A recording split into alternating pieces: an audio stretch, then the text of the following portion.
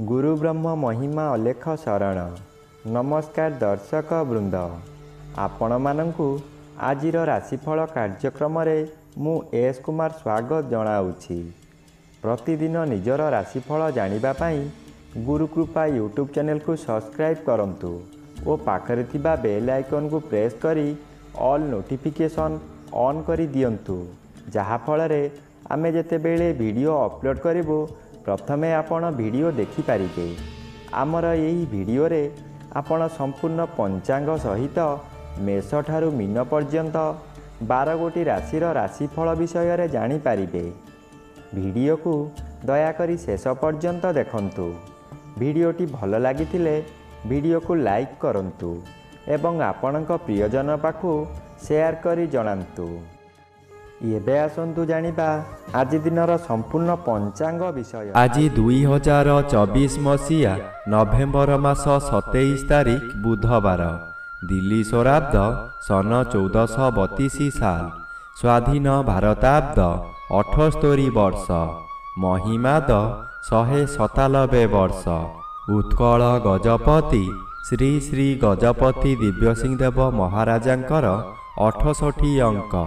सौरस्व मार्गशीर मास 12 दिन, चांद्रमते मार्गशीर कृष्ण पक्ष द्वादशी तिथि अहोरात्र। आजिर सूर्योदय विरजा क्षेत्र को 6 घंटा 4 मिनिट बिछा लग्न 1 दंड 59 गते उदय। आजिर सूर्यास्त विरजा क्षेत्र को 5 घंटा वृष लग्न 1 दंड 49 गते अस्त। आज कन्या चंद्र संध्या 6 घंटा 1 मिनिट पर्यंत, एहा परे तुला चंद्र, चित्रा नक्षत्र अहोरात्र। आज जन्मित शिशुर कन्या राशि शूद्रवर्ण दानवगण, संध्या 6 घंटा 1 मिनिट गते तुला राशि वैश्यवर्ण दानवगण। आज मृत व्यक्तिर 1 पाद पुष्कर दोष, निषिद्ध खाद्य। आज पोई भोजन निषेध अटे। आजिर अमृत योग प्रातरु दिवा 6 घंटा 52 मिनिट मध्ये, दिवा 7 घंटा 40 मिनिट गते 8 घंटा 29 मिनिट मध्ये, दिवा 10 घंटा 52 मिनिट गते 1 घंटा 16 मिनिट मध्ये, संध्या 5 घंटा 48 मिनिट गते 6 घंटा 36 मिनिट मध्ये, एवं रात्रि 8 घंटा 12 मिनिट गते 2 घंटा 36 मिनिट मध्ये। आजिर महेंद्र योग दिवा 6 घंटा 52 मिनिट गते 7 घंटा 40 मिनिट मध्ये, एवं दिवा 2 घंटा 2 मिनिट गते अपराह्न 4 घंटा 28 मिनिट मध्ये। आजिर काल बेला दिवा 9 घंटा 52 मिनिट गते 11 घंटा 46 मिनिट मध्ये। आजिर 12 बेला दिवा 12 घंटा 4 मिनिट गते 1 घंटा 58 मिनिट मध्ये। आजिर काल रात्रि रात्रि 1 घंटा 12 मिनिट गते शेष रात्रि 3 घंटा 6 मिनिट मध्ये। आजिर राहु काल मध्याह्न 12 घंटा ठारू 1 घंटा 30 मिनिट मध्यरे। आज संध्या 6 घंटा 1 मिनिट मध्ये वृष राशिर घात चंद्र, घात नक्षत्र नाही, तुला राशि और मकर राशिर घात तिथि, कर्कट राशिर घात 12। प्रिय बंधुगण, एबे आसंतु जानिबा मेष ठारू मीन पर्यंत 12 गोटी राशिर राशिफल विषय रे। राशिचक्रर प्रथम राशि मेष राशि। आज मेष राशि जन्मित व्यक्ति मानक सकाशे अष्टम रवि बाधा प्राप्त अछंती, अशुभ फल कम मिलिब। षष्ठ स्थान रे चंद्र गोचर करुछंती, शुभ फल मिलिब। व्यवसाय करुथिबा व्यक्ति विशेषक सकाशे आजिर दिनटी लाभदायक दिवस हेब। परिवार मध्यरे स्वास्थ्य उत्तम रहिब। आपणकर मनोबल वृद्धि हेब, जहा चाहिबे ताहा करि पारिबे। आपणଙ୍କୁ देखिला मात्रे शत्रु माने आज मित्रता करी बसिबे। एबे आसंतु जानिबा राशिचक्रर द्वितीय राशि वृष राशि विषय रे। आज वृष राशि जन्मित व्यक्ति मानक सकाशे घात चंद्र भोग हेउछि। ଘାତଚନ୍ଦ୍ର ସର୍ବଦା ଅଶୁଭ କରାଇବ। ଘରେ ବାହାରେ ପ୍ରତ୍ୟେକ ସ୍ଥାନରେ ଆପଣ ଅପଦସ୍ଥ ହେବେ। ବହୁ ପରିମାଣର ବ୍ୟୟ ହେବ। ଶରୀର ଅସୁସ୍ଥ ରହିବ। ମଥା ବିଚଳିତ ହେବ। ରାସ୍ତା ଦୁର୍ଘଟଣା ହୋଇପାରେ। ନିଜ ମନକୁ ଶାନ୍ତ ନ କଲେ ନିଜକୁ ନିଜେ ଦଣ୍ଡ ଦେଇ ହଇରାଣ ଓ ଲୋକହସା ହୋଇପାରନ୍ତି। ଆପଣ ଆଜି ନିଜର କ୍ରୋଧକୁ ନିୟନ୍ତ୍ରଣ କରିବା କାଠିକର ପାଠ ହୋଇଯିବ। ଏବେ ଆସନ୍ତୁ ଜାଣିବା ରାଶିଚକ୍ରର ତୃତୀୟ ରାଶି ମିଥୁନ ରାଶି ବିଷୟରେ। ଆଜି ମିଥୁନ ରାଶି ଜନ୍ମିତ ବ୍ୟକ୍ତିମାନଙ୍କ ସକାଶେ ଷଷ୍ଠ ରବି ବାଧାପ୍ରାପ୍ତ ଅଛନ୍ତି। ଶୁଭ ଫଳ ପ୍ରଦାନ କରିବେ ନାହିଁ। ଚତୁର୍ଥ ସ୍ଥାନରେ ଚନ୍ଦ୍ରଗୋଚର କରୁଛନ୍ତି। କୃଷ୍ଣପକ୍ଷ ହେତୁ ଶୁଭ ଫଳ ମିଳିବ। ହଠାତ୍ କୌଣସି ସ୍ଥାନରୁ ଶୁଭ ଖବର ପାଇ ବିଦେଶ ଯାତ୍ରା କରିପାରନ୍ତି। ମନରେ ଆନନ୍ଦ ଉତ୍ସାହ ଭରି ଉଠିବ। ପୂର୍ବ ଶତ୍ରୁମାନେ ଆପଣଙ୍କୁ ଦେଖି ଭୟ କରିବେ। ଅର୍ଥପ୍ରାପ୍ତିର ଯୋଗ ମଧ୍ୟ ରହୁଛି। ଚତୁର୍ଥ ସ୍ଥାନ ବିଦ୍ୟାସ୍ଥାନ ଓ ମାତୃସ୍ଥାନ ହୋଇଥିବାରୁ ମାତୃ ସହିତ କିଛି କଥା କଟାକଟି ହୋଇପାରେ। ଏବେ ଆସନ୍ତୁ ଜାଣିବା ରାଶିଚକ୍ରର ଚତୁର୍ଥ ରାଶି କର୍କଟ ରାଶି ବିଷୟରେ। ଆଜି କର୍କଟ ରାଶି ଜନ୍ମିତ ବ୍ୟକ୍ତିମାନଙ୍କ ସକାଶେ ତୃତୀୟ ସ୍ଥାନରେ ଚନ୍ଦ୍ରଗୋଚର କରୁଥିବା ହେତୁ ଆପଣଙ୍କର ଆଜିର ଦିନଟି ଅତି ଶୁଭ ଫଳ ପ୍ରାପ୍ତ ହେବ। ଅଚାନକ କେଉଁଠାରୁ ଶୁଭ ଖବର ପାଇ ଖୁସିରେ ଆତ୍ମହରା ହୋଇ ଉଠିବେ। ଅଚାନକ ଧନ ପ୍ରାପ୍ତିର ସମ୍ଭାବନାକୁ ଏଡ଼ାଇ ଦେଇ ହେବ ନାହିଁ। ମନରେ ସାହସ ଆସିଯିବ। ଯେଉଁ କାର୍ଯ୍ୟ କରିବେ ତହିଁରେ ସଫଳତା ନିଶ୍ଚୟ ମିଳିବ। ସମ୍ମାନର ଅଧିକାରୀ ହେବେ। ସ୍ୱାସ୍ଥ୍ୟ ଉତ୍ତମ ରହିବ।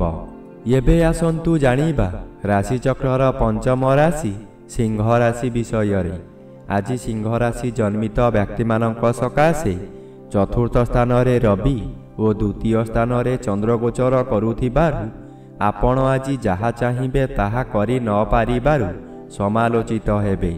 ପ୍ରତ୍ୟେକ କାର୍ଯ୍ୟ କରିବା ପୂର୍ବରୁ ଭଲ ଭାବରେ ଚିନ୍ତା କରି କାର୍ଯ୍ୟ କରନ୍ତୁ। ଅଯଥା ବିବାଦରେ ଫସିଯାଇ ବହୁ ଧନହାନି ହେବାର ସମ୍ଭାବନା ଅଧିକ ଅଛି। ପରିବାର ମଧ୍ୟରେ ଅଶାନ୍ତି ଦେଖାଦେବ। ସ୍ୱାମୀ ସ୍ତ୍ରୀ ମଧ୍ୟରେ ମତ ପାର୍ଥକ୍ୟ ଦେଖାଦେବ।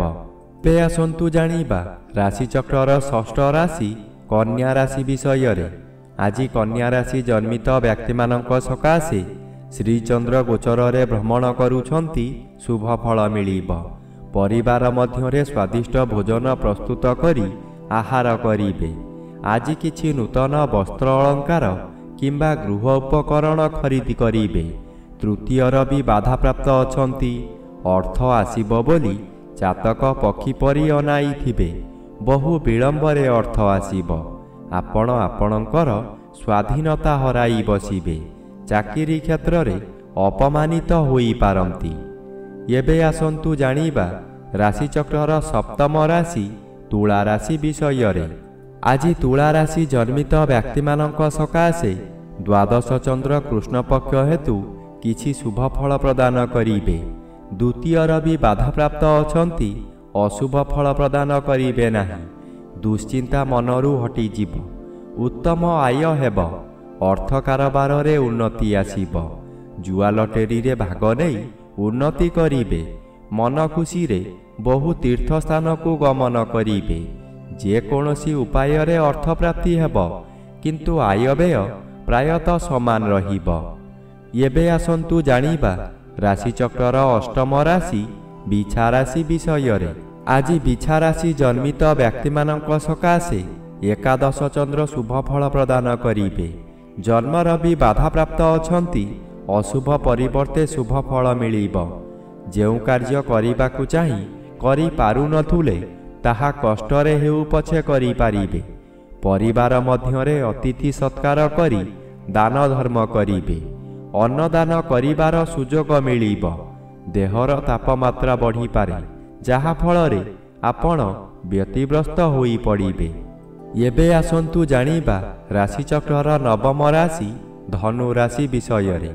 ଆଜି ଧନୁ ରାଶି ଜନ୍ମିତ ବ୍ୟକ୍ତିମାନଙ୍କ ସକାଶେ ଦ୍ୱାଦଶ ସ୍ଥାନରେ ରବି ଗୋଚର କରୁଛନ୍ତି। ଅଶୁଭ ଫଳ ମିଳିବ। ଯେଉଁଠାରେ 1 ଟଙ୍କା ଖର୍ଚ୍ଚ ହେବା କଥା ସେଠାରେ ଆପଣ 10 ଟଙ୍କା ଖର୍ଚ୍ଚ କରିବାକୁ ବାଧ୍ୟ ହେବେ। ଏହି ସମୟରେ ଯେଉଁଠି କଳି ନଥିବ ସେଠାରେ କଣ୍ଟା ବାଡ଼ରେ ଲୁଗା ପକାଇ କଳି କରିବା ଭଳି ହେବ।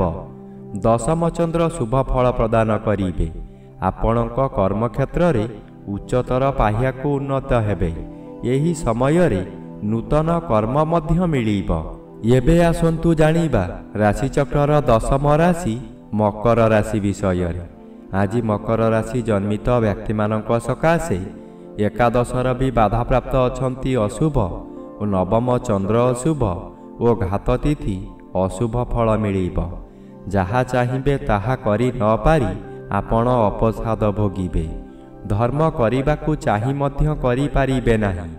ବହୁ ସମାଲୋଚିତ ହେବେ। କୌଣସି ଉତ୍ସବରେ ଯୋଗଦାନ କରିପାରନ୍ତି। ଅଯଥାରେ ବହୁ ଅର୍ଥ ବ୍ୟୟ କରିବେ। ମଥା ବିଚଳିତ ହୋଇଯିବ। ପୂର୍ବରୁ କରିଥିବା ଆଶାରେ ହିଁ ରହିଯିବ। ଏବେ ଆସନ୍ତୁ ଜାଣିବା ରାଶିଚକ୍ରର ଏକାଦଶ ରାଶି କୁମ୍ଭ ରାଶି ବିଷୟରେ। ଆଜି କୁମ୍ଭ ରାଶି ଜନ୍ମିତ ବ୍ୟକ୍ତିମାନଙ୍କ ସକାଶେ ଦଶମର ବି ବାଧାପ୍ରାପ୍ତ ଅଛନ୍ତି।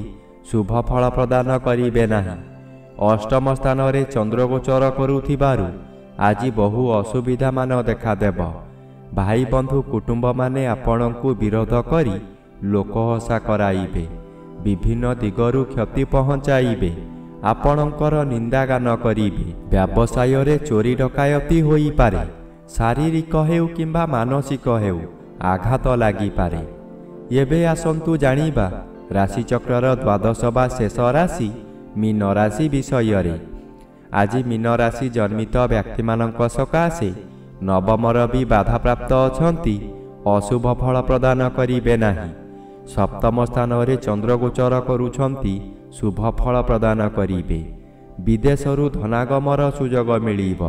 ପରିବାର ମଧ୍ୟରେ ପ୍ରତ୍ୟେକ ବ୍ୟକ୍ତିଙ୍କ ନିମନ୍ତେ ପ୍ରତ୍ୟେକ ବ୍ୟକ୍ତିଙ୍କର ଆନ୍ତରିକ ସହଯୋଗ ରହିବ।